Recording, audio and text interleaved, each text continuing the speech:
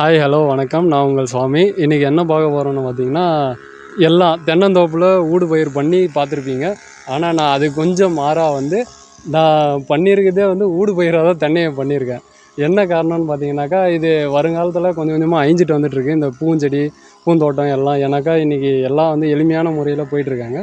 அதனால சரி நம்ம இதை தென்னையை ஊடு பயிராக பண்ணி இதை மெயின் பயிராக எடுத்துன்னு போகலாம் அப்படின்னு பார்க்கும்போது, ஆனால் இந்த ஓலை நமக்கு நிழல் பாயுது. அப்போ இந்த இடத்துல பூ கம்மியாகுது.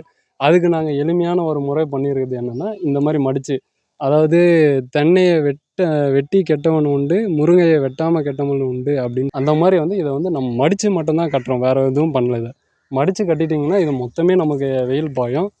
அதே மாதிரி இது எல்லாத்துக்கும் நாங்கள் பண்ணியிருக்கோம் பாருங்கள். எது எது நிழல்படுதோ அது எல்லாத்துக்கும் கம்பல்சரி நம்ம மடித்து கட்டி நமக்கு வெயில் படுற மாதிரி இது உருவாக்கியிருக்கோம்.